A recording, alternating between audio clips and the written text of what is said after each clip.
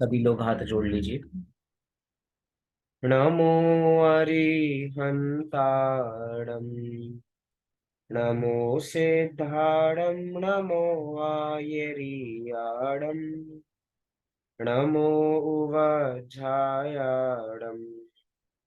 नमो लोये सव्यसाहूणम्। मैं ज्ञानानंद स्वभावियों का पाठ प्रारंभ करते हैं। मैं ज्ञानानंद स्वभावी हूँ। मैं ज्ञानानंद स्वभावी हूँ। मैं हूँ अपने में स्वयं पूर्ण, पर कि मुझ में कुछ गंध नहीं।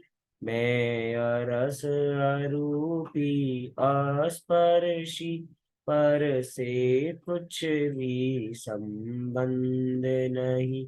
मैं रंग राग से भिन्न, वेद से भी मैं भिन्न निराला हूँ। मैं हूँ अखंड चैतन्य पिंड, निज रस में रमने वाला हूँ। मैं ही मेरा करता धरता, मुझ में पर का कुछ काम नहीं। मैं मुझ में रहने वाला हूँ, पर में मेरा विश्राम नहीं। मैं शुद्ध बुद्ध अविरुद्ध एक, पर परिणति से अप्रभावी हूँ। आत्मानुभूति से प्राप्त तत्व, मैं ज्ञानानंद स्वभावी हूँ। मैं ज्ञानानंद स्वभावी हूँ। मैं ज्ञानानंद स्वभावी हूँ। इस प्रकार हमने यहाँ पे ज्ञानानंद स्वभावी का पाठ पूर्ण किया। कल की कक्षा में हमने एक बहुत ही गंभीर विषय को प्रारंभ किया था, नया पाठ प्रारंभ किया था, जिसमें उपयोग की सूक्ष्मता चाहिए पड़ती है। कण्णन योग का विषय प्रारंभ किया था, जिसका नाम था गुणस्थान। गुणस्थान आखिर क्या है, कल हमने डिटेल रूप में परिभाषा देखी थी उसकी, कि किसे कहते हैं गुणस्थान, किसके निमित्त से गुणस्थान बनते हैं, गुणस्थान कितने होते हैं, कैसे गुणस्थान होते हैं, क्या गुणस्थान पर्याय होती है, क्या क्या गुणस्थान कोई द्रव्य है क्या। ये बहुत सारे प्रश्न हमारे मस्तिष्क में चलते हैं। तो उन्हीं सब का उत्तर हमने पाने के लिए कुछ प्रश्नों का उत्तर समाधान यहाँ पर देखा था। कल हमने गुणस्थान की परिभाषा देखी थी। कोई मुझे बता सकता है कि कौन सी परिभाषा हमने देखी थी कल गुणस्थान की, जो हमने सबने रिपीट की थी? क्या है वो गुणस्थान की परिभाषा? बोलो सम्यक। है जो आपने पहले कराई थी वो वाली, या फिर जो आपने लास्ट में कराई थी? लास्ट में जो कराई थी। या मोह और योग के निमित्त से जीव के श्रद्धा व चारित्र गुणों की तारतम्य रूप हीनादिक अवस्था को गुणस्थान कहते हैं। बहुत सुंदर, कितनी सुंदर परिभाषा है। मोह और योग के निमित्त से उत्पन्न होने वाले जीव के श्रद्धा और चारित्र गुणों की तारतम्य रूप अवस्था अर्थात हीनादिक अवस्था को गुणस्थान कहते हैं। अर्थात गुणस्थान बनते हैं तो किसके निमित्त से बनते हैं? दो के निमित्त से बनते हैं, एक मोह के निमित्त से और एक योग के निमित्त से। जिसमें से जो शुरू के 12 गुणस्थान है वो मोह के निमित्त से बनते हैं, और अंत के जो दो गुणस्थान है वो योग के निमित्त से बनते हैं। जिसमें हमने श्रद्धा और चारित्र गुणों की तारतम्य रूप अवस्था को देखा था। तारतम्य रूप अवस्था अर्थात हीनादिक अवस्था, अर्थात इसके अंदर उतार चढ़ाव बराबर लगा रहता है। इसी की अपेक्षा ये गुणस्थान बराबर बनते हैं। अर्थात देखा जाए तो गुणस्थानों को संख्या की अपेक्षा 14 कह दिया जाता है, लेकिन जितने जीव हैं उसकी अपेक्षा गुणस्थान भी हम उतने कह सकते हैं। आइए थोड़े इसी विषय को थोड़ा और बराबर जानते हैं, थोड़ी हमें विषय की थोड़ी और क्लैरिटी होगी।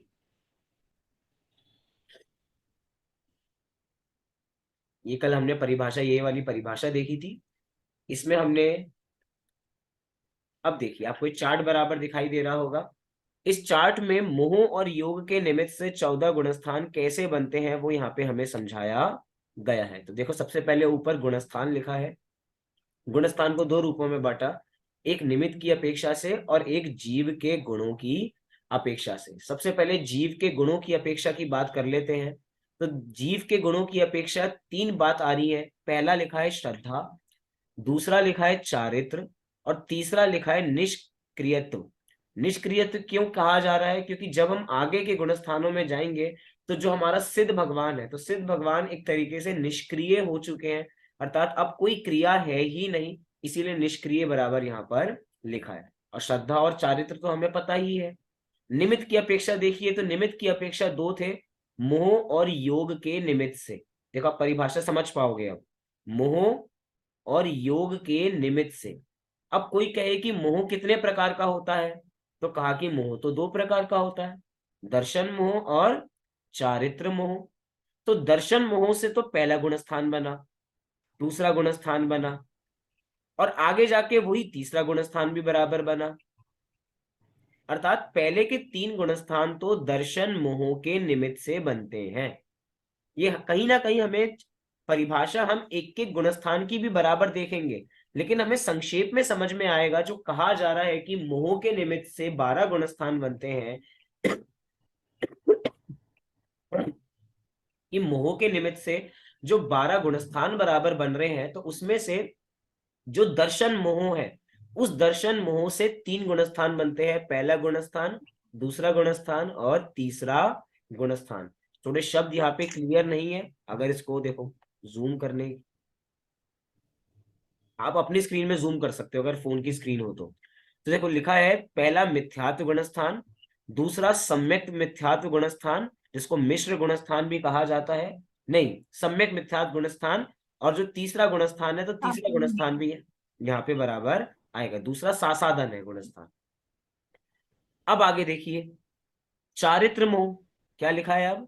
चारित्र मोह। इस चारित्र मोह में चार प्रकार का चारित्र, मतलब चारित्र मोहिनी होता है एक तरीके से। अगर चार कहें तो इसको चारित्र मोहिनी, तो 16 प्रकार का भी कह सकते हैं। इसी को बढ़ाएंगे विषय तो और भी बड़ा विषय हो सकता है। कैसे हो सकता है? अनंतानुबंधी कषाय की चार, अप्रत्याख्यानावरण की चार, और प्रत्याख्यानावरण की चार, तो कुल मिला के ऐसे 16 कषाय हो जाती हैं। ऐसे ही हास्य, रति, अरति, शोक, भय, जुगुप्सा, ये सब कुछ मिला के 9 और बराबर हो जाते हैं। तो ये बहुत सारे चारित्र मोहिनी कर्म के भेद बराबर बन जाते हैं। हम यहाँ पर कह रहे हैं कि अनंतानुबंधी के उदय से दूसरा गुणस्थान बनता है। कुछ कुछ विषय आप समझ लीजिए बराबर, अभी हम आगे जाके के गुणस्थान पढ़ेंगे तो और विषय की क्लैरिटी होगी। यहाँ पे लिखा अनंतानुबंधी, तो दूसरा गुणस्थान लिखा, क्योंकि जब दूसरा गुणस्थान में कोई जीव आता है तो अनंतानुबंधी के उदय से बराबर आता है। कैसे होगा उस सबकी बात हम आगे जाकर करेंगे। चौथे गुणस्थान में अप्रत्याख्यानावरण कषाय का उदय बराबर रहता है। पंचम गुणस्थान में प्रत्याख्यानावरण कषाय का उदय रहता है। अब बात आती है संजलन की। किसकी? संजलन की, जो यहाँ पे लिखा है। तो लिखा कि संजलन छठे कषाय, जो छठवां गुणस्थान है जिसका नाम प्रमथ विरत गुणस्थान है, तो वहां पे संजुलन कषाय का तीव्र उदय रहता है तो छठवां गुणस्थान बनता है। उसी संजुलन कषाय का मंद उदय रहता है तो सातवां गुणस्थान बनता है। उसी संजुलन कषाय का जब मंद तर उदय रहता है तो आठवां गुणस्थान बनता है। उसी संजुलन कषाय का जब मंद तम उदय रहता है तो नौवां गुणस्थान बनता है। और जब वही संजलन कषाय मात्र सूक्ष्म लोभ के रूप में बच जाती है तो 10वां गुणस्थान बराबर बनता है। अर्थात वहां पर ना क्रोध है, ना मान है, ना माया है, मात्र क्या बच गया है? सूक्ष्म लोभ बच गया है, क्योंकि 10वें गुणस्थान का नाम है सूक्ष्म सांपराय। सूक्ष्म सांपराय माने सूक्ष्म कषाय, सांपराय माने होता है कषाय। तो जहां पे सूक्ष्म कषाय रह गई है तो वो है हमारा 10वां गुणस्थान। तो यहाँ पे कुल मिला के इस चार्ट के माध्यम से ये समझाया जा रहा है कि मोह के निमित्त से ये सारे के सारे गुणस्थान कैसे बनते हैं। फिर देखो नीचे लिखा, उसी मोह के उपशम से उपशम माने मोह का दब जाना, अर्थात अभी मोह नाश को प्राप्त नहीं हुआ है, मोह अभी दब गया है। तो जहां मोह उपशमित हो जाता है तो 11वां गुणस्थान बनता है, और जहां मोह का क्षय हो जाता है वहां 12वां गुणस्थान बनता है। हो सकता है बहुत सारा विषय क्लियर ना हुआ हो, तो चिंता की बात नहीं है। अभी हम एक एक गुणस्थान को भी पर्टिकुलर रूप में देखेंगे, और फिर आप जब इस चार्ट को दोबारा देखोगे तो आपकी सारी क्लैरिटी विषय की हो जाएगी। अभी मोटा मोटा समझ लीजिए कि मोह के निमित्त से 12 गुणस्थान बनते हैं, ये यहाँ पे दिखाया गया है। इसी में, क्योंकि गुणस्थान की परिभाषा में दो चीजें थी, मोह और योग के निमित्त से, तो देखो योग भी दो रूपों से लिया गया है, एक भाव योग है और एक द्रव्य योग है। क्या? भाव योग और द्रव्य योग। भाव योग के अंदर कह रहे हैं कर्म ग्रहण की शक्ति जहां पर होती है ऐसा योग, और द्रव्य योग वो आत्म प्रदेशों का परिस्पंदन, उसे द्रव्य योग कहा जा रहा है। उसी को आगे जाके कह रहे हैं कि उसी का आश्रय क्या होता है, मन वचन और काय। अर्थात योग तो तीन ही चीजें होते हैं, मन वचन काय को ही योग कहा जाता है। अब यहाँ पे क्या कह रहे हैं, देखिए, इसी मन वचन काय जो योग है उसके सद्भाव से तो 13वां गुणस्थान बनता है, और यही मन वचन काय के अभाव से 14वां गुणस्थान बनता है। 13वें गुणस्थान का नाम है संयोग केवली। क्या है? संयोग केवली।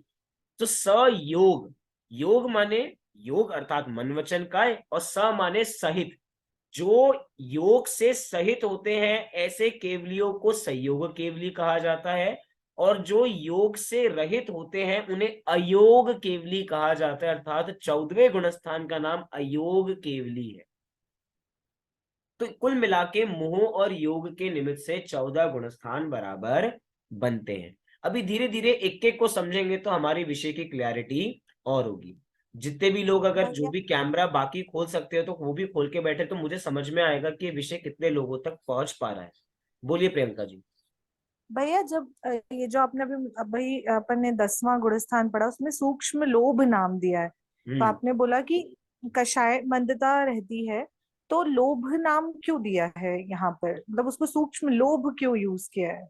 सूक्ष्म लोभ इसलिए किया है कि अब जो, क्योंकि जो संजलन कषाय होती है ना, संजलन कषाय का स्वरूप ही ऐसा होता है जैसे पानी पे खींची गई रेखा के समान। जैसे पानी पे रेखा खींचते हैं तो खींचती है क्या? नहीं। हम खींचते नहीं। जाएंगे वो रेखा होगी नहीं, लाइन बनेगी नहीं। अब संजलन हाँ। कषाय ऐसी है कि ना के बराबर है, और 6वें गुणस्थान से तो प्रारंभ हुई थी। हाँ। देखो, आप देखोगे तो वहां पे उस इसी संजलन कषाय का तीव्र उदय था। अब वही धीरे धीरे मंद हो गया, मंद तर हो गया, मंद तम हो गया। अब आखिरी में आते आते इतनी सी कषाय बची है कि वो जो क्रोध था वो मान में चला गया, मान माया में चली गई, और जो माया है वो सब कुछ कहाँ चला गया, लोभ में चला गया, और अंत में बस लोभ बचा है अब। और अब कोई तो कषाय लोभ नहीं भी तो बची। कषाय, वो भी तो कषाय का ही रूप है ना, पर तो तो मतलब अभी पूरी कषाय है, तरीके से खत्म नहीं हुआ। नहीं अभी खत्म नहीं हुई है। अच्छा। 10वें गुणस्थान के अंदर भी कषाय हैं, लेकिन वो ऐसी अच्छा। कषाय है कि जैसी हम कषाय करते हैं वैसी नहीं है। क्योंकि मंद हो गई। सातवें गुणस्थान से, 7वां गुणस्थान और 7वें गुणस्थान से आगे के जितने गुणस्थान हैं, सभी के सभी मुनिराज अपने ध्यान में ही लीन रहते हैं। अब कैसी अच्छा। कषाय होती होगी वो सबकी सब सूक्ष्म केवल ज्ञान गम्य विषय है। वो केवल ज्ञानी बराबर जानते हैं कि कैसी कषाय होती होंगी, उसके बारे में अपन को ज्ञान नहीं है, क्योंकि ठीक है। सूक्ष्म लोभ है और वो ना के बराबर है, वो जाएगा तो अब आगे का सारा प्रोसेस हम आगे जानेंगे। ऐसा क्लैरिटी होगी जब हम आगे 10वां गुणस्थान पढ़ेंगे तो और हमें समझ में इसके विषय में आएगा। अभी हम आगे चलते हैं। प्रश्न है कि गुणस्थान कितने होते हैं? तो 3 अपेक्षा से उत्तर यहाँ पे दिया जा रहा है। सबसे पहला कह रहे हैं कि गुणस्थान संख्या की अपेक्षा से 14 होते हैं। जैसे हमने कैटेगरी बांटी थी, तो कैटेगरी के हिसाब से तो भैया क्या गुणस्थान कितने होते हैं? 14 होते हैं। जैसे कोई कहे कि द्रव्य कितने होते हैं, तो द्रव्य जाति की अपेक्षा से तो 6 होते हैं, लेकिन वैसे कितने होते हैं? वैसे अनंत होते हैं। हमने जाति बांट दी, जीव, पुद्गल, धर्म, अधर्म, आकाश और काल, वैसे तो अनंत होते हैं। ऐसे ही कह रहे हैं कि संख्या की अपेक्षा से तो 14 होते हैं। फिर कह रहे हैं कि एक अपेक्षा से गुणस्थान असंख्यात भी होते हैं। कैसे होते हैं असंख्यात? तो लिखा, एक जीव के परिणामों की अपेक्षा, एक जीव के, अर्थात अगर एक जीव के परिणामों की बात की जाए तो उसके असंख्यात तरीके के परिणाम हो सकते हैं। असंख्यात वो संख्या है जिसको हम गिन नहीं सकते, जो उसकी संख्या ही नहीं है। तो एक जीव की अपेक्षा से गुणस्थान असंख्यात प्रकार के हो सकते हैं, उसके परिणामों की अपेक्षा से। फिर तीसरी अपेक्षा दी कि भैया गुणस्थान तो अनंत होते हैं। कैसे अनंत होते हैं? तो बताया अनंत जीवों की अपेक्षा अनंत होते हैं। इस संसार में कितने जीव हैं? तो अनंत जीव है। तो अनंत जीवों की अपेक्षा गुणस्थान भी कितने हो गए? अनंत गुणस्थान बन गए। तो तीन अपेक्षा बता दी, संख्यात की अपेक्षा, असंख्यात की अपेक्षा और अनंत की अपेक्षा। बोलो सम्यक। भैया वैसे लोक के अंदर जीव तो अनंत है ही, उनकी पर्याय भी अनंत है। क्या कहा एक बार तो फिर से? भैया लोक के अंदर जीव तो अनंत है ही, हम्म। तो भैया उनकी पर्याय भी अनंत है। तो भैया गुणस्थान तो अनंत अनंत होने चाहिए ना। उसको अनंतानंत कहें, देखा जाए तो देखो अनंत में ही अनंतानंत शामिल होता है। अनंत को मल्टीप्लाई बाय अनंत करेंगे तो उत्तर क्या आएगा? भैया अनंत अनंत। वो अनंत ही आएगा। अनंत इंटू अनंत अनंत ही होता है। तो ये जो अनंतानंत की अपेक्षा कह रहे हैं वो अनंतानंत भी अनंत ही है। ये सामान्य शब्द यहाँ पर दिया अनंत, जिसकी कोई संख्या बराबर नहीं, ऐसा। ठीक है, ठीक है भैया। चलिए अब जानते हैं कि क्या है गुणस्थान। संक्षेप में यहाँ पे बता रहे हैं। सबसे पहला लिखा कि गुणस्थान जीव के गुणों का स्थान। ऐसा बिल्कुल भी नहीं है। फिर जीव की प्रत्येक अवस्था में विकासशीलता का प्रतीक है गुणस्थान।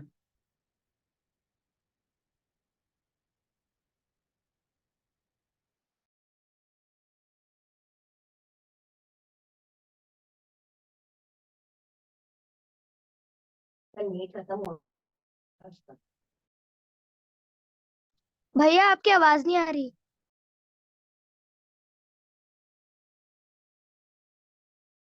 अब आ रही है? हाँ हाँ भैया आ रही। देखते हैं, शुरू से देखते हैं क्या लिखा है। क्या है गुणस्थान? तब देखो इसको संक्षेप में समझा रहे हैं कि आखिर गुणस्थान क्या होता है। तो सबसे पहले लिख रहे हैं गुणस्थान जीव के गुणों का स्थान है। तो इधर जीव के गुणों का मतलब है जीव के परिणाम, अर्थात जीव के परिणामों का जो स्थान है उसे ही गुणस्थान कहा जाता है। दूसरा कह रहे हैं कि जीव की प्रत्येक अवस्था में विकासशीलता का प्रतीक है गुणस्थान। धीरे धीरे जीव की अवस्थाओं में विकासशीलता, जैसे 14 गुणस्थान है तो धीरे धीरे हम स्टेप आगे बढ़ाते जा रहे हैं। पहले से चौथे गुणस्थान में पहुंचे, चौथे से पांचवें में पहुंचे, या कोई पुरुषार्थी जीव हो तो सीधा पहले से छठे सातवें गुणस्थान में भी बराबर पहुंच सकते हैं। तो जैसे जैसे जीव का विकास होता जा रहा है, उसकी भूमिका बढ़ती जा रही है, तो जीव की प्रत्येक अवस्था में विकासशीलता का प्रतीक हमें दिखाई देता है गुणस्थान।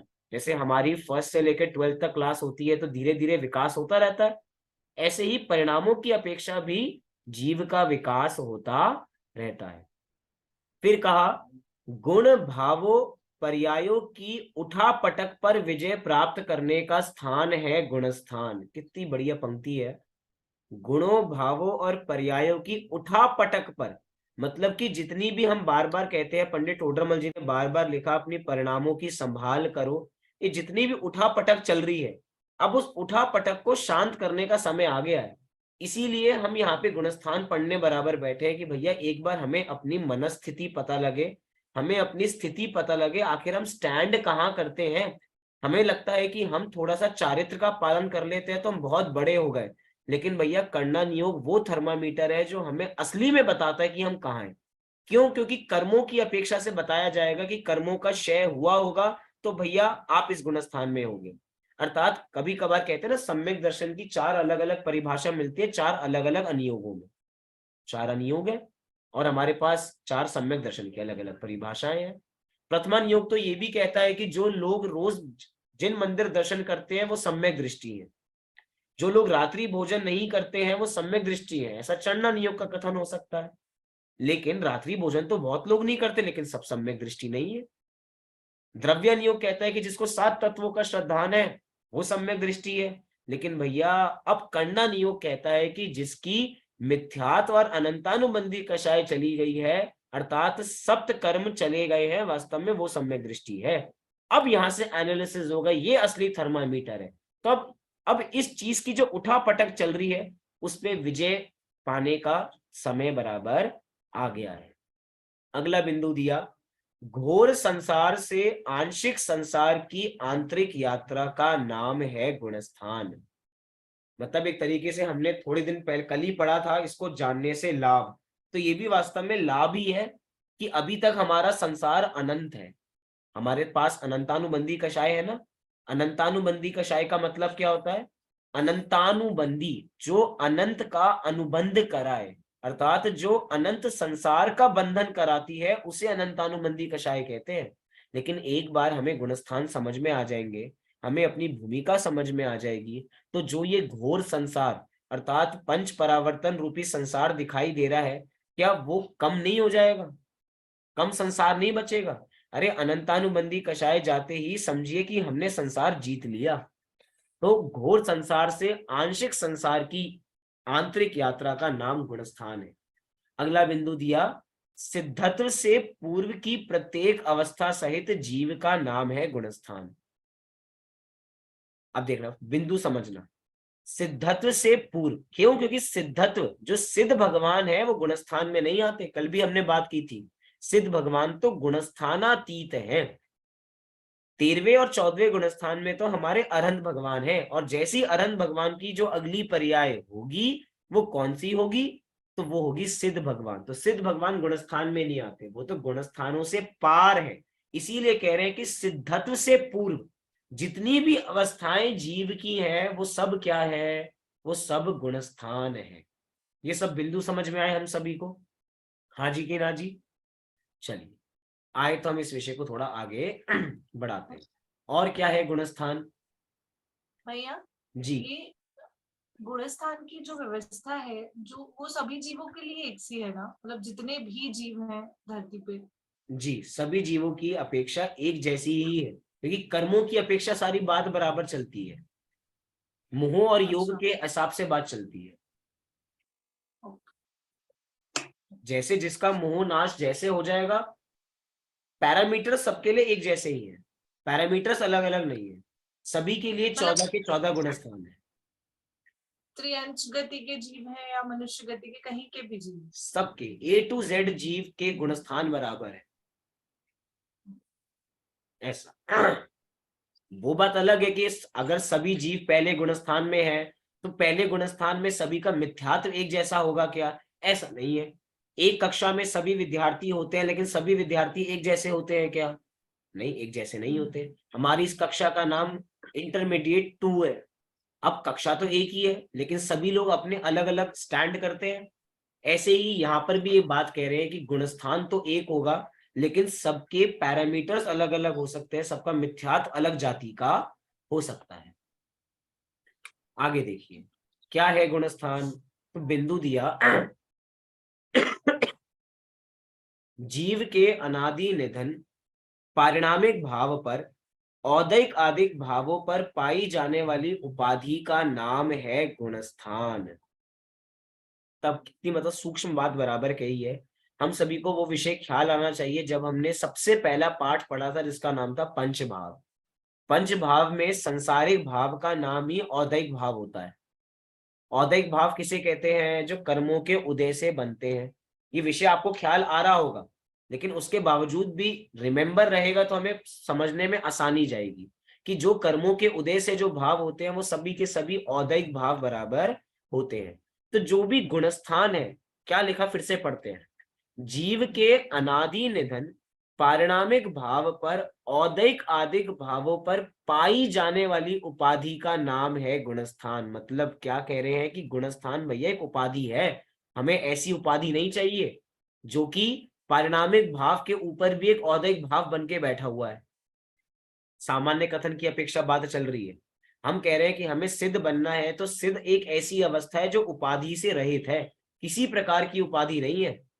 हम कहते हैं कि हमें आदि व्याधि और उपाधि से रहित होना है। जब जब समाधि की बात चलती है तो समाधि किसका नाम है?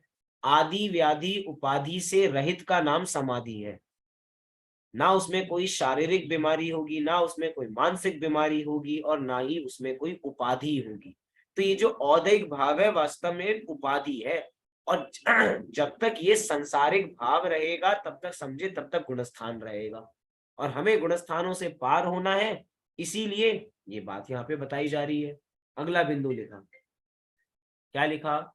जीवों को उनके आंतरिक भावों के आधार पर खोजने का स्थान है गुणस्थान। बहुत सुंदर बात कही, बहुत सुंदर। अगर आपने एक शब्द सुना होगा, एक शब्द चलता है गुणस्थान और एक शब्द चलता है मार्गणास्थान। शब्द सुने आपने? गुणस्थान और मार्गणास्थान। जैसे गुणस्थान 14 होते हैं, ऐसे ही मार्गणास्थान भी 14 ही होते हैं। मार्गणास्थान का मतलब क्या होता है? किसी को पता है कि मार्गणास्थान क्या होता है? जब कभी आप गोमटसार जीव कांड या कर्म कांड का, जीव कांड, जब कभी हम गोमटसार जीव कांड का स्वाध्याय करेंगे तो आपको पता लगेगा कि ये मार्गणा स्थान क्या होता है। मार्गणा मतलब होता है खोज। मार्गणा मतलब क्या होता है? खोज। तो जीव के खोजने के स्थान को मार्गणा स्थान कहा जाता है। क्या कहा? जीव के खोजने के स्थान को मार्गणा स्थान कहा जाता है। और कहाँ कहाँ खोजा जाता है जीव को? तो 14 पैरामीटर्स है उस जीव को खोजने के। अभी उसकी बात नहीं कर रहे हैं हम, अभी गुणस्थान की अपेक्षा बात कर रहे हैं। यहाँ पर लिखा कि जीव के आंतरिक भावों से पहचानने के लिए, वो आंतरिक भावों से जीव को खोजने के लिए कि भैया किसके कैसे परिणाम है, क्योंकि वास्तव में यही असली थर्मामीटर है। हम बाहर से किसी को कुछ भी कह सकते हैं, हम बाहर से किसी को भी सर्टिफिकेट दे सकते हैं कि भैया ये मिथ्या दृष्टि है और ये सम्यक दृष्टि है, लेकिन वास्तव में बाहर से देख के कोई सम्यक दृष्टि मिथ्या दृष्टि नहीं होता। उसके अंतरंग परिणामों के माध्यम से पता लगेगा भैया आखिर वो व्यक्ति स्टैंड कहाँ करता है।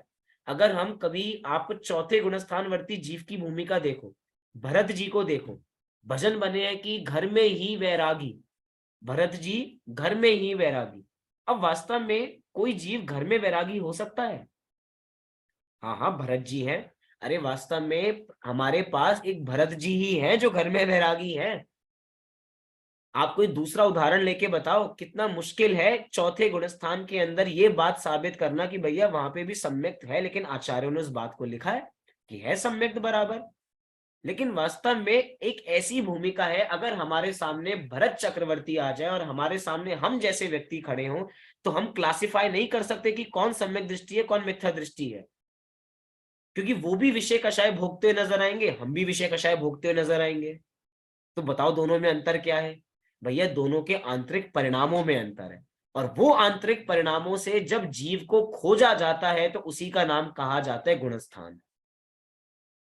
आंतरिक परिणामों से जीव को खोजना, बाहर से नहीं, किसी क्रिया से जीव को नहीं खोजना कि कौन कितनी पूजन करता है उसके हिसाब से किसी को मिथ्या दृष्टि या सम्यक दृष्टि का सर्टिफिकेट नहीं दिया जाता कि 10 लक्षण पर्व आ रहे हैं। 10 लक्षण पर्व तो अभी दूर है, अभी तो अष्टानी का पर्व आ रहे हैं।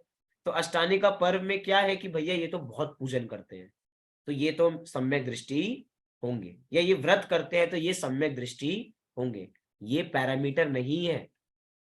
ये चंडन योग का पैरामीटर हो सकता है, लेकिन हम कर्णन योग पढ़ रहे हैं और कर्णन योग में भी गुणस्थान पढ़ रहे हैं, तो गुणस्थान तो जीव के आंतरिक परिणामों को पकड़ता है। भैया आपके आखिर परिणाम है क्या? तभी तो कहा जाता है कि जो जैन दर्शन है वो क्रिया प्रधान दर्शन नहीं है, वो भाव प्रधान दर्शन है। हमारे भावों पर फोकस किया जाता है, हमारी क्रिया पे फोकस नहीं किया जाता। मतलब क्रिया कांड का नाम जैन दर्शन नहीं है, क्रिया का निषेध नहीं है, लेकिन क्रिया कांड का नाम जैन दर्शन नहीं है। जीव को भावों से बराबर देखा जाता है। अगला बिंदु क्या दिया आखिरी?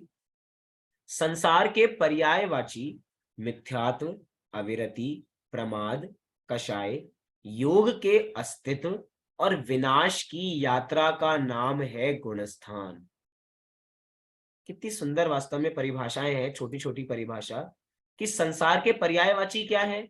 मिथ्यात्व, अविरति, प्रमाद, कषाय और योग। आपको पता है ये क्या है? वास्तव में 5 चीजें बताइए आपको यहाँ पर। मिथ्यात्व, अविरति, प्रमाद, कषाय और योग। ये सभी के सभी आश्रव के कारण हैं। जब कभी हम तत्वार्थ सूत्र पढ़ेंगे तो तत्वार्थ सूत्र में आचार्य उमा स्वामी देव ने आश्रम बंध के कारणों के में इस चीज को गिनवाया है कि मिथ्यात्व, अविरति, प्रमाद, कषाय, योग, यही इन्हीं के वजह से आश्रम बंद होता है। और जिनकी वजह से आश्रम बंद होता है वही तो सारे संसार के पर्यायवाची होते हैं। तो ये गुणस्थान क्या है? इनके अस्तित्व की बात भी करते हैं और इनके नाश की बात भी करते हैं। समझ में आया कैसे अस्तित्व की बात करते हैं, कैसे नाश की बात करते हैं? क्योंकि इन्हीं 14 गुणस्थानों के अंदर आपको संसारी जीव भी नजर आएंगे और इसी में आपको हमारे अरहंत भगवान भी नजर आएंगे, हमारे मुनिराज भी नजर आएंगे। ऐसे मुनिराज जिनको मिथ्यात्व भी नहीं है, जिनको अविरति भी नहीं है, जिनको प्रमाद भी नहीं है, कषाय है तो भूमिका के अनुसार है, योग तो अभी है ही बराबर। मतलब अस्तित्व और विनाश के आधार पे जो बनते हैं उसको गुणस्थान बराबर कहा जाता है। ये 3 बिंदु सबको समझ में आए? हाँ जी कि ना जी? हाँ जी। चलिए अगले विषय की ओर आगे बराबर बढ़ते हैं।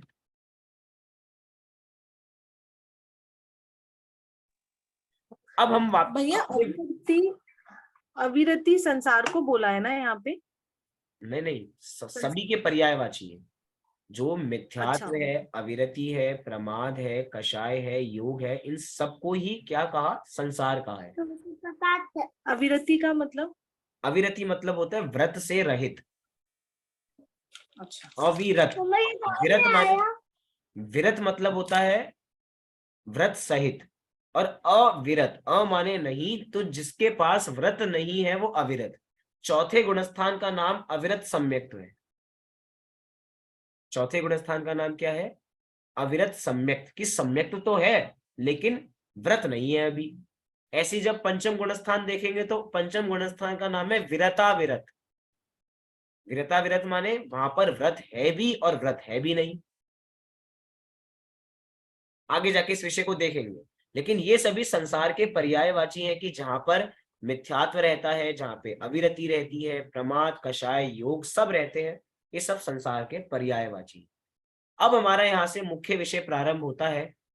वो क्या है? 14 गुणस्थान। एक एक को क्रमशः समझते बराबर जाएंगे। सबसे पहले क्रम में आता है मिथ्यात्व गुणस्थान। देखा जाए तो इसे समझाने की आवश्यकता होनी नहीं चाहिए, जिसको हम अनादि काल से करते आ रहे हैं, हर समय पुष्ट इसी को करते हैं, तो इसको वास्तव में क्या समझाना? ये तो चिर परिचित चीज है हमसे।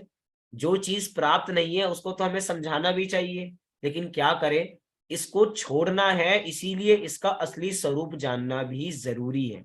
हम कभी कभार कुछ ऐसी क्रियाओं को करते हैं, कुछ ऐसी मान्यता रखते हैं और ये समझते हैं कि ये मिथ्यात्व नहीं है, लेकिन ये मिथ्यात्व होता है। हमें नहीं पता लगता कि कैसे हम अपने मिथ्यात्व का पोषण कर रहे हैं, लेकिन वो मिथ्यात्व निकलता है। इसीलिए वस्तु स्वरूप को जानना कितना जरूरी है कि भैया इसका नाम मिथ्यात्व है। कॉमन परिभाषा हमें पता है मिथ्यात्व क्या होता है। उल्टी मान्यता को मिथ्यात्व कहा जाता है। 2 शब्द यहाँ पे दिखाई दे रहे हैं, मिथ्या और त्व। देखा ना, मिथ्या और त्व। त्व मतलब होता है भाव। त्व मतलब क्या होता है? भाव। जैसे तत्व शब्द है, तत्व शब्द 2 शब्दों से बना है, तत् प्लस त्व। तत् माने वह और त्व माने उसका भाव, अर्थात वस्तु का जो भाव। ऐसे ही मिथ्यात्व, तो मिथ्या प्लस त्व, जो भाव की बात चल रही है। कौन से भाव की बात चल रही है? मिथ्या भाव की बात चल रही है। तो देखो परिभाषा क्या दी, मिथ्यात्व यह प्रथम गुणस्थान है। अनादि काल से प्रत्येक जीव इसी गुणस्थान में है, और जितने भी अभी तक सिद्ध बने हैं वे भी पहले अनादि से इसी में ही थे। उन्होंने इसका अभाव करके सिद्ध अवस्था प्राप्त की है। इससे एक बिंदु हमें पता लगता है कि भैया हम भी भगवान बन सकते हैं, क्योंकि हमें ये बात पता लग गई कि जो आज तक सिद्ध बने हैं वो भी पहले शुरू से सिद्ध नहीं थे।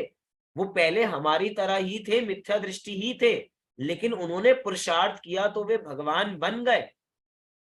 हम भी पुरुषार्थ करेंगे तो हम भी भगवान बन जाएंगे। आगे, मिथ्यात्व अर्थात विपरीत, अर्थात उल्टी मान्यता से युक्त अवस्था, अथवा यह शब्द मिथ्या प्लस त्व से मिलकर बना है, जिसका अर्थ है मिथ्या माने असत्य, अयथार्थ, विपरीत, त्व माने भाव। तात्पर्य यह है कि वस्तु का स्वरूप जैसा नहीं है वैसा मानना, जानना, आचरण करना, इसी का नाम मिथ्यात्व है। अर्थात 7 तत्वों की यथार्थ श्रद्धा नहीं करना, जीव अजीव की विपरीत भूल बराबर कर देना, शरीर को अपना जानना, संयोगों को अपना जानना, परिवार को अपना जानना, लेकिन कोई किसी का इस संसार में है ही नहीं। लेकिन मान्यता क्या है कि सारी की सारी वस्तुएं मेरी हैं। अच्छा ये बताओ, हम सभी कहाँ बैठे हैं? आदिश, आप कहाँ बैठे हो? किसके घर में बैठे हो आप? भैया अपने अपने घर में बैठे हो। प्रियंका जी, आप कहाँ बैठे हो? अपने घर में बैठे हैं। मैं कहाँ बैठा हूँ? मैं भी अपने घर में बैठा हूँ। अपना मतलब मेरा घर। किसका घर? मेरा। ये जो बात है, मेरा घर, अपना घर, यही तो मिथ्यात्व है। हमें नहीं लगता, हमने बात की ना, ये चीजें हमें एक्सेप्टेबल होती नहीं है कि ये मेरा घर नहीं है। हमेशा यही बात करते हैं। हम अभी 2:30 दीप से सब अपने अपने घर वापसी आए, तो यही कह रहे थे ना, हम अपने घर जा रहे हैं। किसके घर जा रहे हैं? अरे अपना घर तो अपनी आत्मा है, वो तो किसी ने कहा नहीं है। अपना घर क्या है कि भैया, जो असम में अपना घर है, सुरेंद्र जी, मैं दिल्ली आया तो मेरा घर दिल्ली है, तो हम दिल्ली बराबर जा रहे हैं। अब ये सारी चीजें बराबर क्या चल रही हैं? जो संयोग अपने नहीं है, जो वस्तुएं अपनी नहीं है, उसको अपना मानना, यही सबसे बड़ा मिथ्यात्व है। और 24 घंटे यही करते हैं। रात को नींद में सोते हैं, उसमें भी इतना अहम रखते हैं कि रात को हमारे नाम से कोई आवाज लगाए तो तुरंत खड़े हो जाते हैं। ऐसा क्यों? क्योंकि नाम का महत्व, नाम में इतना अपनापन है कि ये नाम किसका है? मेरा है। नाम को कभी नहीं भूलते हैं, साइन कभी नहीं भूलते हैं। सब कुछ क्या है? मेरा मेरा। लेकिन वास्तव में कुछ मेरा नहीं है। लेकिन ये मिथ्यात जो है, जब तक मिथ्यात रहेगा तब तक ये उल्टी मान्यता बराबर चलती रहेगी। यही 7 तत्व संबंध में समझनी चाहिए कि जीव आश्रत तत्व संबंधी भूल करता है, बंध तत्व संबंधी भूल करता है। ये अभी सारा विषय मैं समझा नहीं सकता कि आश्रत तत्व संबंधी भूल क्या होती है, बंध तत्व संबंधी भूल क्या होती है। ये सब कुछ हमें थोड़ा थोड़ा कॉन्सेप्ट पता है। लेकिन सीधी बात यह है कि वस्तु का जैसा स्वरूप है उसको वैसा स्वीकार नहीं करना, इसी का नाम मिथ्यात्व है। परिवार वाले अपने नहीं है, कोई किसी का सगा नहीं है। बहुत बढ़िया बढ़िया वैराग्य के भजन चलते हैं कि भैया ये पूरा का पूरा संसार स्वार्थ का है, सब अपने काम के पीछे भागते हैं। अपना काम पूरा होते ही कोई किसी को याद नहीं करता। कितने दिन याद करते हैं? कुछ दिन याद करेंगे, उसके बाद भूल जाएंगे। संसार का स्वरूप ही ऐसा है। जब तक काम निकल रहा है, जब तक निचोड़ा जा रहा है, तब तक तो काम करो, तब तक उसके बाद छोड़ दो। बहुत सारे लोग नौकरी करते हैं। नौकरी को इंग्लिश में क्या कहते हैं? Service, job. जॉब की फुल फॉर्म आपको पता है क्या होती है? जॉब क्या होती है? जॉब की फुल फॉर्म, जॉब की फुल फॉर्म होती है जूस ऑफ। क्या बात कर रहे थे हम? जॉब की फुल फॉर्म, जॉब की फुल फॉर्म क्या होती है? Juice of body. कि जब तक आखिरी समय तक निचोड़ नहीं लिया जाता तब तक छोड़ता नहीं है भैया बॉस। ऐसा ही होता है। कोई गन्ने की मशीन होती है, तो गन्ने में जब तक आखिरी समय तक रस निकल ना जाए, अभी अभी गन्ना डाला था, उसके बाद फिर एक और बार, फिर एक और बार, फिर एक और बार, ये चीजें चलती रहती है बराबर। हम कह रहे हैं भैया ये पूरा का पूरा संसार ऐसे ही चलता रहता है, हमें अपना लोटा छानना है। सब स्वार्थ के पीछे भाग रहे हैं, हम सब स्वाध्याय कर रहे हैं, लेकिन स्वाध्याय करते हुए भी हमें क्या करना है? हमें अपना लोटा छानना है। भैया पहले हम तो सम्यक दर्शन की प्राप्ति कर लें। हमें लग रहा है कि हम सबको सम्यक दर्शन करा देंगे, हम सबको करा देंगे। भैया पहले खुद की श्योरिटी है। प्लेन में ट्रैवल करते हैं तो प्लेन में कहते हैं कि भैया ऑक्सीजन का दबाव कम हो तो पहले खुद के मास्क लगाना, उसके बाद दूसरों के लगाना। पहले हमने खुद की इंश्योरेंस तो कराई नहीं है और दूसरों की इंश्योरेंस कराने चले हैं। हम कह रहे हैं भैया पहले मिथ्यात का त्याग कर दे। मिथ्यात का त्याग हो जाएगा, मिथ्यात छूट जाएगा, उसके बाद दूसरों की जितनी सहायता करनी होगी कर लेंगे। पहले अपनी गारंटी कर लें कि भैया हमें संसार में नहीं रहना है। इसीलिए कह रहे हैं कि ये जो वस्तु जैसी है, उसका जैसा स्वरूप है उसको वैसा ही जानेंगे तो मिथ्यात छूट जाएगा। लेकिन हम इस मिथ्यात को छोड़ते नहीं है। अब मिथ्यात का खुलासा भी बहुत तरीके से हो सकता है कि मिथ्यात कितने तरीके का होता है। मुख्य रूप से तो दो तरीके का होता है मिथ्यात, ग्रहीत मिथ्यात और अग्रहीत मिथ्यात। इसी को और थोड़ा विस्तार से बोलेंगे तो और भी भेद बराबर किए जा सकते हैं। एकांत मिथ्यात, विपरीत मिथ्यात, विनय मिथ्यात, बहुत सारे भेद किए जा सकते हैं, अभी उस विषय में नहीं जाते। लेकिन उल्टी मान्यता का नाम मिथ्यात्व है और ये पहला गुणस्थान बराबर बनता है। फिर देखिए स्वरूप और लक्षण क्या है वास्तव में मिथ्यात्व। तो लिखा मिथ्यात्व गुणस्थान के बारे में, मिथ्यात्व कर्म के उदय से जो तत्वों का अश्रद्धान रूप भाव होता है वह मिथ्यात्व मिथ्या दर्शन है। उस मिथ्यात्व से युक्त जीव की अवस्था मिथ्यात्व गुणस्थान है। इतना सुंदर बिंदु बराबर कहा कि मिथ्या दर्शन और मिथ्यात्व क्या है कि जो तत्वों का यथार्थ श्रद्धान है या अश्रद्धा है उस भाव को तो मिथ्यात्व कहा, और उस मिथ्यात्व से युक्त जीव की अवस्था को मिथ्यात्व गुणस्थान कहा। लेकिन जीव की अवस्था, तो जीव की अवस्था ही जीव की पर्याय है और उसी पर्याय को गुणस्थान कहा जा रहा है। आदिश। भैया मेरा एक प्रश्न था कि मिथ्यात्व भी कर्म है, मिथ्यात्व, हाँ मिथ्यात्व भी कर्म है। पर उसका 8 कर्म में तो नाम आता ही नहीं। किसने कहा नहीं आता? देखो उत्तर आया कहीं से। मोहिनी कर्म जो है, जो दर्शन मोह है, वो दर्शन मोह मिथ्यात्व ही तो है, और क्या है। ठीक है। चलिए, मिथ्यात्व कर्म के उदय से जो तत्वों का अश्रद्धान रूप भाव होता है वह मिथ्या दर्शन या मिथ्यात्व है, और उससे युक्त जीव की जो अवस्था है, वो जीव की अवस्था क्या है, वो जीव की जो पर्याय है, और उसी पर्याय को गुणस्थान कहा जा रहा है। कौन सी गुणस्थान रूपी पर्याय? वो मिथ्यात्व रूपी गुणस्थान है। तो यहाँ पे मुख्य बिंदु क्या है? दो। देखो याद करना कितना आसान है पहले गुणस्थान को। पहला बिंदु है मिथ्यात्व कर्म का उदय, और दूसरा बिंदु है तत्वों का अश्रद्धान अर्थात अयथार्थ, उनको जानना, श्रद्धान करना उनको। तो ये किसके उदय से होता है? तो मिथ्यात्व कर्म के उदय से होता है। और इसके अंदर क्या होता है? यहाँ पे तत्वों का अश्रद्धान होता है अर्थात श्रद्धान नहीं होता। ये सभी को समझ में आया मिथ्यात्व गुणस्थान? हाँ जी कि ना जी? इसमें भी अभी बहुत सारी बातें, इसमें भी अभी बहुत सारी बातें हैं, लेकिन अभी सबका हम डिटेल में नहीं जान सकते। लेकिन कभी आप विशेष रूप से गुणस्थान बराबर पढ़ेंगे तो आपको पता लगेगा।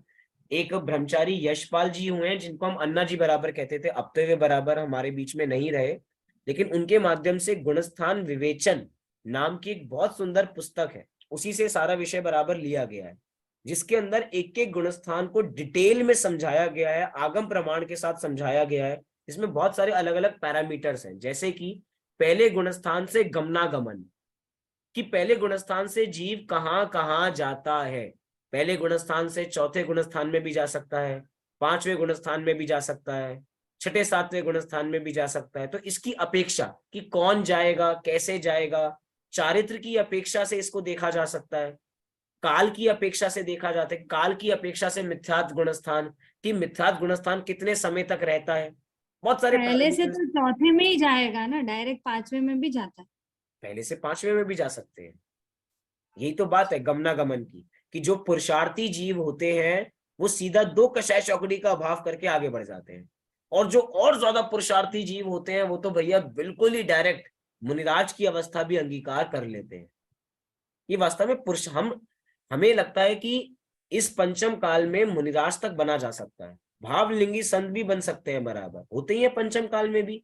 लेकिन आज वास्तव में पुरुषार्थ की कमी है, हम करना नहीं चाहते। हम चाहते हैं कि भैया, हमें लगता है इम्पॉसिबल टास्क है, ये पॉसिबल ही नहीं है। लेकिन भैया impossible itself says that I am possible. हर चीज पॉसिबल है इस दुनिया में।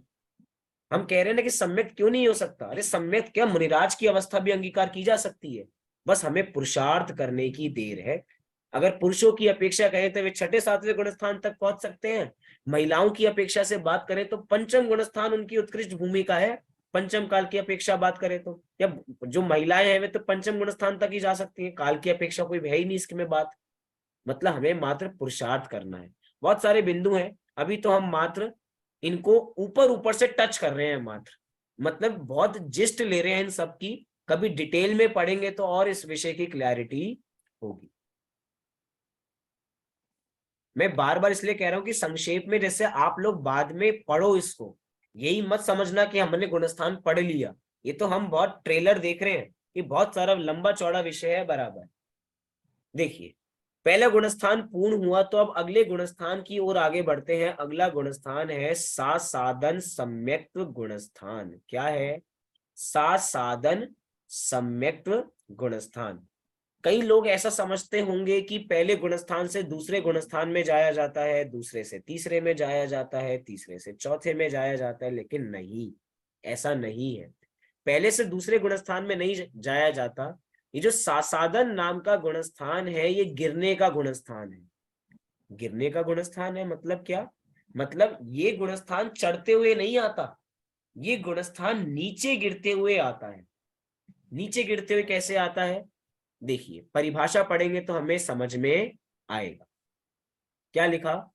दूसरे गुणस्थान का नाम सासन अथवा सासादन सम्यक्त्व है। यह गुणस्थान औपशमिक सम्यक्त्व से नीचे गिरते समय पतन काल में होता है। क्या कहा?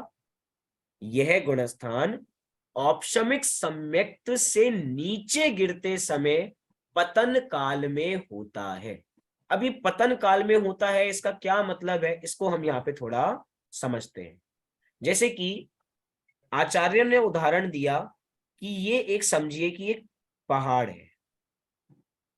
क्या है? ये एक पहाड़ है।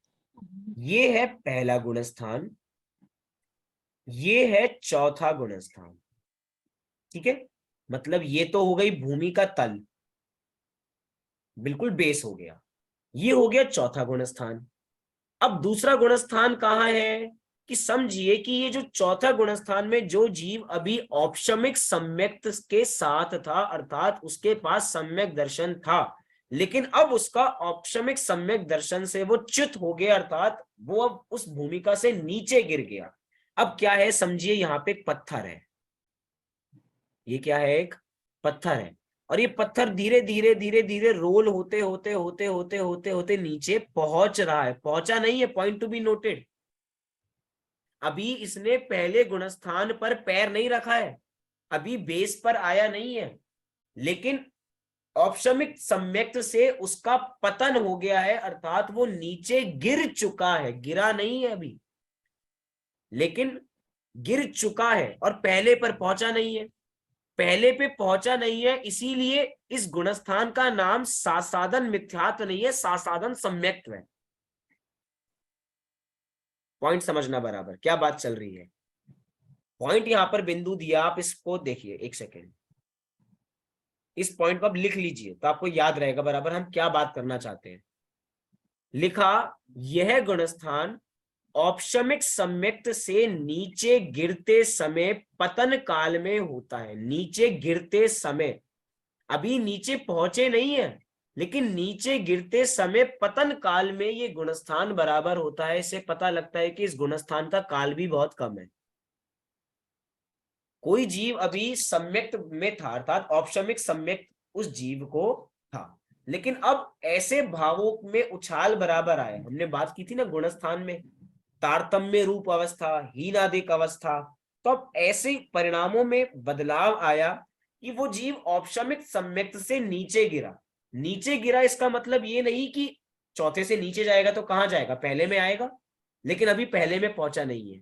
अगर पहले में पहुंचता तो मिथ्यात हो जाता। क्यों हो जाता? क्योंकि पहले गुणस्थान का नाम मिथ्यात गुणस्थान है, दूसरे गुणस्थान का नाम है सासादन सम्यक्त्व, अर्थात अभी सम्यक्त्व है भी, लेकिन एक तरीके से अभी सम्यक्त से गिरा है, लेकिन अभी मिथ्यात में पहुंचा नहीं है, इसीलिए इसका नाम मिथ्यात नहीं है।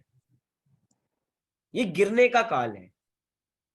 चौथे गुणस्थान से कोई जीव नीचे गिरा है, और नीचे गिरते हुए जितना वो समय लिया जा रहा है, उतना ही समय सासादन गुणस्थान का समय है। सासादन गुणस्थान कहो या सासादन सम्यक गुणस्थान कहो, एक ही बात है। तो औपशमिक सम्यक्त से नीचे गिरते हुए पतन काल को, इतने समय में ही ये सासादन सम्यक्त गुणस्थान होता है। देखिए, और भी अभी इस विषय में बराबर देखेंगे, लेकिन इतना समझ में आया कि क्या है ये कंडीशन बराबर, इस लाइन का मतलब समझ में आया। औपशमिक सम्यक से नीचे गिरते समय पतन काल में होता है, और अर्थ समझ में आएगा नीचे। अब इसका सामान्य अर्थ देखो सामान्य अर्थ क्या लिखा। पहला, स प्लस असन अर्थात शासन। असन का अर्थ होता है नीचे को गिरना, अर्थात पतन सहित परिणाम। पतन सहित मतलब परिणामों में कुछ ऐसा बदलाव आया कि अब वो नीचे गिरना उसका प्रारंभ हो गया, लेकिन अभी नीचे पहुंचा नहीं है। नीचे पहुंच जाएगा तो पहला गुण स्थान हो जाएगा। और गारंटी है कि जो जीव दूसरे गुण स्थान में आया है वो गारंटीड पहले में आएगा ही आएगा, क्योंकि गिर रहा है ना, गिरते हुए ऊपर तो चढ़ेगा नहीं, गिरते हुए नीचे ही जाएगा। दूसरा, स प्लस आसादन बना सा साधन। सासाधन का आसाधन का अर्थ है विराधना, अर्थात विराधना सहित परिणाम। यहां पर किसी प्रकार की विराधना हुई थी, इसकी वजह से किसकी विराधना हुई थी, वो देव शास्त्र गुरु की विराधना भी हो सकती है, अपनी आत्मा की विराधना भी हो सकती है। उस विराधना के परिणाम से सोचो जीव नीचे च्युत हो जाते हैं, जीव अपने परिणामों की संभाल नहीं कर पाते हैं। ये जितने भी चीजें बन रही हैं क्यों बन रही हैं, अर्थात जीव के परिणामों के आधार से बन रही हैं। इसमें कर्म को तो निमित्त की अपेक्षा से कहा गया है। अगर आपने देखा हो तो परिभाषा बनी थी मोह और योग के निमित्त से, मुख्य तो इसमें जीव के भाव हैं। तो विराधना सहित परिणाम, वो विराधना सहित परिणाम की वजह से जीव नीचे च्युत हो जाते हैं। च्युत का मतलब नीचे गिरना, उस मार्ग से उसका पतन होना। दूसरा बिंदु, स्वरूप एवं लक्षण। क्या है इसका स्वरूप, तो क्या लिखा, सम्यक रूप रत्न पर्वत के शिखर से च्युत। देखो कितना सुंदर दिया, सम्यक रूप रत्न पर्वत। जो सम्यक है वो तो रत्न पर्वत के समान है और उसके शिखर पे था, लेकिन अब वहां से च्युत हो गया, अर्थात वहां से नीचे गिर गया, स्लाइड हो गया वहां से। और क्या कहा, मिथ्यात्व रूपी भूमि के सन्मुख। मिथ्यात्व रूपी भूमि के, मिथ्यात्व रूपी भूमि मतलब पहला गुणस्थान, पहले गुणस्थान के सन्मुख पहुंचा नहीं है, पहले उसके सन्मुख है, अभी पास में है। और सम्यक के नाश को प्राप्त जो जीव है उसे सासाधन सम्यक कहते हैं। इसमें कौन से बिंदु ध्यान देने योग्य है, तो 3 बिंदु हैं। पहला, उदाहरण के रूप में सम्यक रूप पर्वत का शिखर। दूसरा, मिथ्यात्व रूपी भूमि के सन्मुख। भूमि के, ये सारे शब्द बहुत इंपॉर्टेंट हैं। हम ये नहीं कह सकते कि मिथ्यात्व रूपी भूमि में पहुंच गया है, हमें यही कहना है कि मिथ्यात्व रूपी भूमि के सन्मुख है, क्योंकि अभी पहुंचा नहीं है। और तीसरा कहा सम्यक्त का नाश, अर्थात जहां सम्यक्त का नाश हो चुका है, क्योंकि नाश तो हो ही गया है, क्योंकि पहला दूसरा और तीसरे गुणस्थान में तो मिथ्यात्व बराबर रहता है, अर्थात मतलब मिथ्या दृष्टियों के ही गुणस्थान है पहला दूसरा और तीसरा। लेकिन अभी पहले में पहुंचा नहीं है, इसीलिए यहाँ पे सम्यक की संज्ञा बराबर दी है। या ये भी कह सकते हैं कि इसको बताने के लिए सम्यक्त शब्द यहाँ पर ऐड किया गया है कि सम्यक्त से जीव च्युत हुआ है। बहुत सुंदर अर्थ बराबर है। देखो, सासाधन सम्यक्त, सासाधन का मतलब है नीचे गिरना। किससे नीचे गिरना, सम्यक्त से नीचे गिरना। लो कितना सरल अर्थ बराबर हो गया। सम्यक्त से नीचे गिरना, इसी का नाम सासाधन सम्यक्त नाम का गुणस्थान है।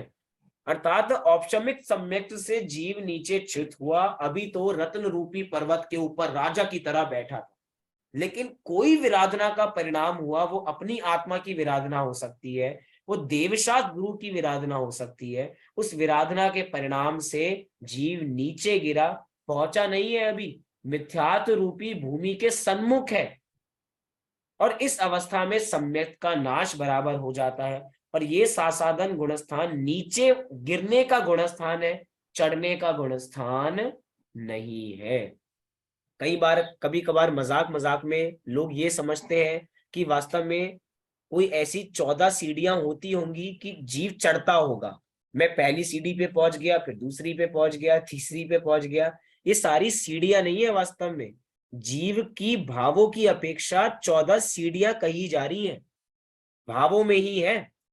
एक बार ऐसा हुआ कि किसी महिला को ये नहीं पता था कि 14 गुणस्थानों में से कौन सा गुणस्थान श्रेष्ठ होता है। तो उसने कहा कि एक विद्वान के प्रवचन चल रहे थे, तो उन्होंने कहा कि भैया हम कौन से गुणस्थान में हैं। तो उस महिला ने बहुत सुंदर उत्तर दिया, उसने कहा पंडित जी आप तो पहले गुणस्थान में हैं, हम हैं 14वें गुणस्थान में। क्योंकि पहला तो नंबर रैंक 1 होता है ना, क्लास में रैंक 1 आई है किसी की, तो पंडित जी आप तो पहले में हैं, हम 14वें गुणस्थान में हैं। अब ये उनको यही नहीं पता था कि जो पहला गुणस्थान है वो तो मिथ्या दृष्टियों का गुणस्थान है, और जो 14वां गुणस्थान है वे तो अरंतों का गुणस्थान है। इसीलिए गुणस्थान पढ़ना कितना जरूरी है कि हमें पता लगना चाहिए कि कौन सा गुणस्थान किसकी अपेक्षा से बात चल रही है। अगर पहला गुणस्थान मिथ्या दृष्टियों की अपेक्षा है तो दूसरा गुणस्थान भी है तो मिथ्या दृष्टियों का ही, ब्रैकेट वो मिथ्या दृष्टि का ही है, लेकिन मिथ्यात्व में अभी पहुंचा नहीं है। सम्यक्त से उसने सम्यक्त की विराधना की है, और सम्यक्त की विराधना करने के कारण से वो नीचे बराबर आ रहा है, और ये नीचे गिरने का गुणस्थान है। कितने लोगों को ये विषय क्लियर हो रहा है? हाँ जी कि ना जी? हाँ जी। हाँ जी, सभी को हाँ हो जी रहा है। देखो अगर आदेश को हो गया तो मैं समझूंगा सबको हो गया। वही मुझे बच्चा दिखाई दे रहा है। चलिए इसको थोड़ा और आगे कंटिन्यू करते हैं।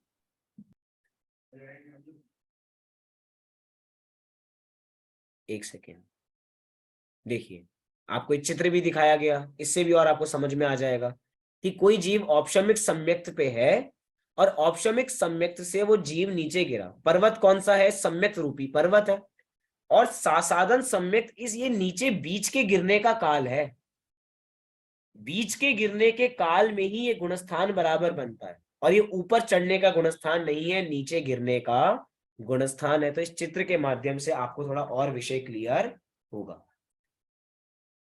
और इसकी बात करते हैं, क्या है ये गुणस्थान कैसे बनता है दूसरा गुणस्थान? तो देखो क्या लिखा, प्रथमोपशम सम्यक्त के अंतर मुहूर्त काल में जब जघन्य एक समय या उत्कृष्ट 6 आवली प्रमाण काल शेष रहे, उतने काल में अनंतानुबंधी क्रोध, मान, माया, लोभ में से किसी एक कषाय के उदय में आने से सम्यक्त की विराधना होने पर श्रद्धा गुण की जो अव्यक्त अतत्व श्रद्धा रूप परिणति होती है उसको सासन या सासादन गुणस्थान कहते हैं। अभी पूरी परिभाषा यहाँ पे दे तो दी, कितने लोगों को समझ में आई? हाँ जी कि ना जी? नहीं आई? आ गई? देखो अगर आ गई तो मेरा काम खत्म हो जाएगा, नहीं आई है तो नहीं इसको आई। समझते हैं कैसे वो बराबर। 6 आवृत्ति प्रमाण से समझ में नहीं आ रहा है इसके देखिए इसको समझने का 6 प्रयास आवृत्ति। करते हैं। हाँ समझते हैं इसको, क्या है ये। इतना तो सभी को समझ में आया होगा कि अनंतानुबंधी क्रोध, मान, माया, लोभ में से किसी एक कषाय का उदय आ गया तो जो श्रद्धा गुण अभी जो सम्यक्त रूप में परिवर्तित हुआ था अब उसकी विराधना हो गई और वो मिथ्या रूप में और परिवर्तित होने के लिए आगे बढ़ गया। इतना तो सभी को क्लियर है।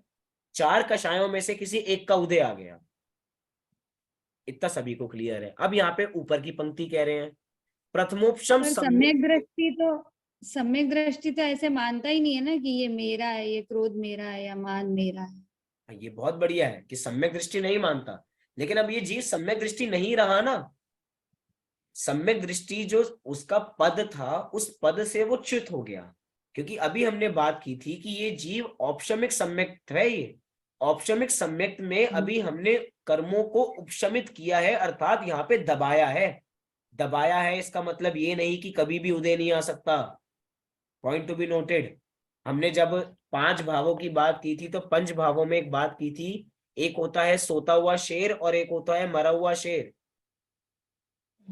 सोता हुआ शेर भी मरे हुए शेर के समान ही होता है, लेकिन अगर सोता हुआ शेर जाग जाए तो उसमें जागने की क्षमता है या नहीं है? जागने की क्षमता है। ऐसी अभी जो कर्म दबे हुए हैं वो सोते हुए शेर के समान है, लेकिन वो सोता हुआ शेर अगर जाग गया तो गुणस्थान नीचे गिर जाएगा। अभी तक अनंतानुबंधी कषाय नीचे दबी हुई थी, लेकिन अब उन अनंतानुबंधी कषाय क्रोध, मान, माया, लोभ में से किसी एक का उदय आ गया, क्रोध का आ गया, मान का आ गया, माया या लोभ का आ गया, तो अब गुणस्थान नीचे गिर गया। और अब इन चार में से एक का उदय आया है, इसी का मतलब है सम्यक की विराधना करना। जो विराधना शब्द है ना, सम्यक की विराधना करना, वो क्या है? ये वही है कि अनंतानुबंधी कषाय का उदय आ गया, उनमें से किसी एक का। तो देखो, इतना सभी को समझ में आया? नीचे की पंक्ति समझ में आई होगी, उतने काल में अनंतानुबंधी से लेकर नीचे तक की। ऊपर लिखा है प्रथमोपशम सम्यक के अंतर मुहूर्त काल में से जब जगन्य एक समय या उत्कृष्ट 6 आवली प्रमाण काल शेष रहे, उतने काल में। मतलब क्या बात चल रही है? किसी जीव को प्रथमोपशम सम्यक है। अभी प्रथमोपशम सम्यक क्या होता है अभी हम वो नहीं समझ रहे हैं। ये समझिए कि अभी प्रथमोपशम सम्यक है। सम्यक को भी दो रूपों में देखा जाता है, प्रथमोपशम सम्यक और द्वितीयोपशम सम्यक। तो जो उपशमिक सम्यक, औपशमिक सम्यक है, उसमें जो प्रथमोपशम सम्यक है, कॉमन समझिए कि अभी सम्यक है। तो अभी सम्यक का जो अंतर मुहूर्त काल है, अंतर मुहूर्त काल क्या है? वो जो 48 समय में 2 समय कम, वो जो हम अंतर मुहूर्त बराबर कहते हैं, ये यथा योग्य अंतर मुहूर्त कह लीजिए। तो अंतर मुहूर्त काल में जब जघन्य एक समय या उत्कृष्ट एक आवली, उत्कृष्ट 6 आवली, ये 6 आवली क्या होता है? ये सारी की सारी काल की गणना है। जैसे एक समय है ऐसे ही एक आवली होती है। कोई कहे एक आवली क्या होती है? तो एक आवली में असंख्यात समय होते हैं। क्या कहा? एक आवली में असंख्यात समय होते हैं। अब यहां पर क्या कह रहे हैं? ऐसी कितनी आवली है? 6 आवली। 6 आवली। ये सारी की सारी ऐसी चीजें हैं हमारे ज्ञान में पकड़ में नहीं आती। हमें एक समय पकड़ में नहीं आता। हमें एक आवली मतलब कोई विषय हमारी आंखों के सामने से गुजर जाता है तो भैया असंख्यात समय बीतने के बाद तो हमें वो वस्तु समझ में आती है। इतना स्लो प्रोसेस है हम सब लोगों का। मति ज्ञान शुद्ध ज्ञान वाले ही तो हैं, केवल ज्ञानी थोड़ी है जो प्रत्यक्ष बराबर जान लेंगे बराबर। अब कह रहे हैं कि प्रथमोपशम सम्यक का जो अंतर मुहूर्त काल है, उस अंतर मुहूर्त काल के जो अंतिम जघन्य एक समय या ज्यादा से ज्यादा 6 समय, 6 आवली का काल बचा हो, इतने समय में अगर अनंतानुबंधी कषाय में से किसी एक का उदय आ जाता है तो ये सासाधन गुणस्थान का टाइप बन जाता है। ये कॉन्सेप्ट कितने लोगों को समझ में आ रहा है? थोड़ा बहुत समझ में आ रहा है? थोड़ा बहुत आ रहा है? हाँ भाई। हाँ, थोड़ा नहीं, सर, थोड़ा सा समझ में थोड़ा आ आया। रहा है। अच्छा, मजा तो आ रहा है ना? बहुत इंटरेस्टिंग है सर। इंटरेस्टिंग है। देखो, समझ में आए ना आए हमारा उपयोग केंद्रित रहना चाहिए। जब हम भी गुणस्थान पढ़ते थे तो हमें प्रवीण जी भाई साहब ने पढ़ाया, अच्युत कांत जी ने पढ़ाया, अन्ना जी ने पढ़ाया, तो बार बार एक विषय की समझ में आए या ना आए, उपयोग की सूक्ष्मता बनी रहनी चाहिए। और अगर उपयोग की सूक्ष्मता बनी है तो समझिए कि भैया हमें सब समझ में आ रहा है। हर विषय धीरे धीरे समझ में आएगा। इसी क्लास को आप दोबारा सुनोगे, दोबारा पढ़ोगे तो आपको एक और क्लैरिटी होगी विषय में। एक बार में पकड़ में नहीं आते ये विषय। क्या बात चल रही है हमारी? हम कह रहे हैं कि एक प्रथमोपशम सम्यक है, समझ लीजिए 1 घंटा है, एग्जाम्पल की बात कर रहे हैं। 1 घंटे का काल है। उस 1 घंटे के काल में अंत के या तो एक समय ले लीजिए या ज्यादा से ज्यादा 6 आवली ले लीजिए। इतने टाइम के पीरियड में अगर अनंतानुबंधी में से किसी एक का उदय आ गया तो सासाधन गुणस्थान का काल बन जाता है, अर्थात सासाधन गुणस्थान हो जाता है। अब इस परिभाषा को देखिए। ये परिभाषा में हम समय एक्सीड कर गए अपना आज, लेकिन इस विषय को देखेंगे नहीं तो इनकम्प्लीट रह जाएगा। क्या कह रहे हैं? प्रथमोपशम सम्यक्त के अंतर मुहूर्त काल में से जब जघन्य एक समय, जघन्य मतलब वो एक समय जघन्य ही है, तो जघन्य एक समय या उत्कृष्ट 6 आवली, ज्यादा से ज्यादा 6 आवली काल शेष रहे, उतने ही काल में, मतलब जघन्य एक समय से लेकर उत्कृष्ट 6 आवली के काल के बीच में ही, अर्थात इतने ही समय में अगर अनंतानुबंधी क्रोध मान माया लोभ में से किसी एक कषाय का उदय आ जाता है तो सम्यक की विराधना हो जाती है। और जब सम्यक की विराधना हो जाती है तब सासाधन या शासन गुणस्थान बन जाता है, उसे ही सासाधन गुणस्थान कहते हैं। यहाँ पे व्याख्या बिंदु के अंदर इस विषय को समझाया गया। पहला लिखा प्रथमोपशम सम्यक्त, दूसरा उसका अंतर मुहूर्त काल, तीसरा एक समय या 6 आवली, चौथा अनंतानुबंधी का उदय, पांचवा सम्यक की विराधना, छठवा श्रद्धा गुण की अव्यक्त अतत्व श्रद्धानुरूप परिणति, और इसी को क्या कहा जाता है? इसी को शासन या सासादन गुणस्थान कहा जाता है। मतलब सारा का सारा विषय हमें थोड़ा क्लियर करने के लिए है कि ये सारी चीजें क्या है। क्लियर हुआ? पंडित जी एक बात बताना चाहती हूँ कि ये जो आपने अभी बोला कि भाई ऐसा सासादन का जो समय बोला, उसमें द्विपायन मुनि का दृष्टांत बराबर बैठता है ना? वो क्या है कि वो प्रथमान योग की कथानक है, तो प्रथमान योग की कथानक में ऐसे दृष्टांत दिए नहीं जाते कि इसमें सासादन गुणस्थान का काल घटा या इनका ऐसा गुणस्थान का काल घटा। वो तो सीधा मिथ्यात्व में ही आ गए, क्योंकि ये इतना समय इसको पकड़ ही नहीं सकते। अब देखो तो एक समय से लेकर उत्कृष्ट 6 आवली का समय का है, हम पकड़ ही नहीं सकते। नहीं, वो बात सही है, लेकिन आप बोले ना कि जो सम्यक तो ले रहे थे, तो द्विपायन मुनि भी आत्मा के ध्यान में लीन थे, लेकिन उन्हें जब बच्चों ने जब परेशान किया तभी उनको क्रोध आया और ऊपर मस्तक से पुतला निकला। तो वो आप बोले ना कि क्रोध, कोई भी क्रोध कसाई ज्यादा होता है, कभी मान कसाई ज्यादा होता है, उनको क्रोध कसाई ज्यादा आया और गुस्सा आया, केवली समुद्गात हुआ और वो नीचे तो गिर गए, नीचे गिर गए। ऐसा वो विषय बिल्कुल अलग है, उस विषय को अच्छा, हम यहाँ से कंपेयर नहीं कर सकते। मतलब कि ओके ओके, वो क्या है कि उस समय उनको क्रोध आया, वो क्या चीजें हुई, वो जब 7 प्रकार के समुद्घात होते हैं, तो उसके अंदर से जो समुद्घात हुआ उसके माध्यम से वो पुतला बराबर निकलता है और वो सारा काम बराबर करता रहता है और आखिरी में अपने को नष्ट कर देता है। वो विषय कॉन्सेप्ट अलग है और ये कॉन्सेप्ट थोड़ा अलग है।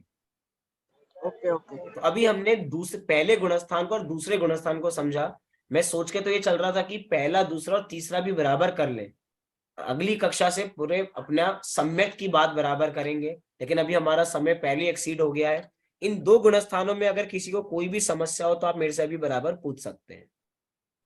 भैया, जो भी अपन कषाय की बात कर रहे थे, तो आप जो समय बता रहे हैं, तो ये मतलब जब ये कषाय, ऐसी कोई भी एक कषाय उत्पन्न होती है, तो ये समय उसका कोई निश्चित ही रहता है? मतलब कि या पर्टिकुलर ऐसा, जो इसमें समय की बात क्यों आई है, ऐसे पर्टिकुलर एक एक आवली और एक एक समय की बात क्यों बोली है? बहुत सुंदर प्रश्न है कि इसमें समय की बात क्यों बोली गई है और ये कब होती है कषाय। ये जितना सारा विषय है ना करंडा योग का, इसके अंदर हमें ये कॉन्सेप्ट पता नहीं लग पाता कि ये कषाय कब आ रही है, कब हो रही है। कोई भी जीव चौथे गुणस्थान से पहले गुणस्थान या दूसरे गुणस्थान में आना नहीं चाहता। ये जो भी है, अभी जो एक समय की बात की है, 6 आवली के समय की बात की है, ये विषय इसलिए बताया जा रहा है कि ये करंडा नियोग का विषय है और कितने समय की सूक्ष्मता है जो हमारे आचार्यों ने हमें बताई है। एक समय ऊपर नहीं और एक समय कम नहीं। किसी का शायद माइक, एक सेकेंड, एक समय कम नहीं है और एक समय ज्यादा बराबर नहीं बताया। ये चीजें हमें पता नहीं लग पाती है कि कब में हमारे साथ क्या हो रहा है। जैसे हम आगे जाके पढ़ेंगे कि मुनिराज श्रेणी आरोहण करते हैं, तो कौन सी श्रेणी आरोहण करते हैं? मुनिराज डिसाइड नहीं करते हैं कि मुझे कौन सी करनी है, मुझे कौन सी नहीं करनी है। वो तो जैसी भूमिका होनी होती है, कर्मों की जैसी भूमिका होगी, उनकी परिणामों की जैसी भूमिका होगी, वैसे ऑटोमेटिक हो जाएगा। लेकिन उसकी अपेक्षा से जीव को समझाया जा रहा है, क्योंकि जीव को समझाने के लिए किसी न किसी की अपेक्षा लगती है। तो कर्म के सहित और कर्म के अभाव के साथ जीव को समझाया जाता है।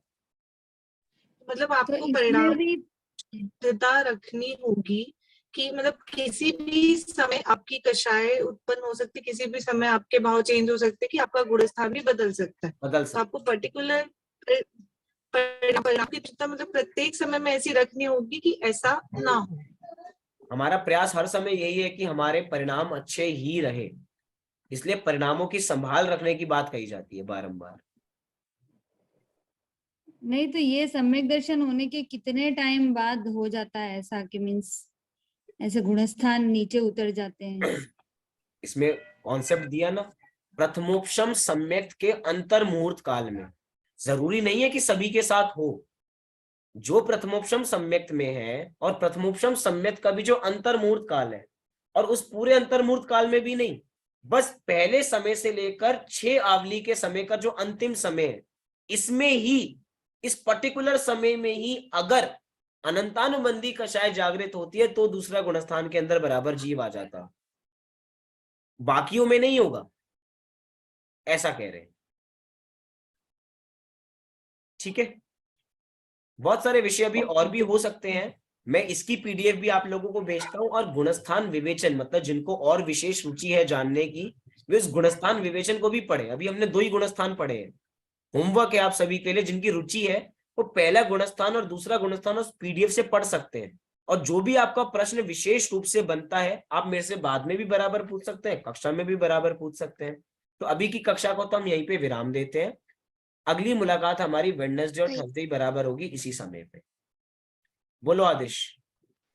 भैया मेरा ये प्रश्न था कि जब चतुर्थ गुणस्थान आता है या फिर सम्यक तो होता है तो अनंतानुबंधी का तो अभाव हो जाता है, तो फिर उसका उदय कैसे हुआ? बहुत सुंदर प्रश्न है। अनंतानुबंधी का तो अभाव हो जाता है। अनंतानुबंधी का अभाव हो जाता है, ये कहने की भाषा है। उपशम को भी अभाव कहा जाता है। जैसे सोता हुआ शेर भी मरे हुए शेर के समान ही है।